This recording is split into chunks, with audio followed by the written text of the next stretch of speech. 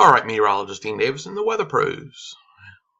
We're going to go over what we're going to see over the next couple days here in the Delaware Valley, Mid-Atlantic states, and Southwest Virginia areas. And you'll see that we're going to actually have a threat of severe weather. Today, scattered showers, heavier rain up in the Jersey, Pennsylvania area. Until you see the storm coming in from the west. This is going to be our severe weather maker tomorrow. Moderate risks already out in parts of areas such as Memphis, Tennessee, and further south and west. We can see this line moves to the east, and damaging winds and isolated tornadoes are definitely possible in the area. This will be from around 6 to 9 a.m., 10 a.m. here in the Roanoke Valley. I would say probably closer to 11, 12 thunderstorms here in the northeast. This thing will then push to the east and out to sea.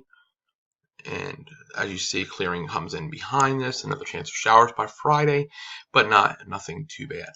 Severe threat, as you see here, Philadelphia South, right near Roanoke. I would just put Roanoke in this. I think it's going to be a little further west. I think it's they're just doing it because of the wedge may set up. If that does happen, yes, less threat right on Roanoke, but just east of the Parkway, we'd have issues.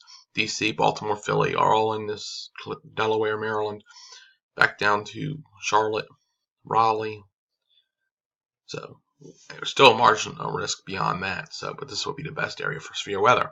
Like I said, damaging winds and isolated tornadoes would be the best chance. We didn't have a risk the other day, marginal risk. No tornado warning went out for the Halifax County, Virginia tornado. That wound up being EF2. So please be on your toes, especially if we're looking at this happening at a time where people are either just getting up or still sleeping.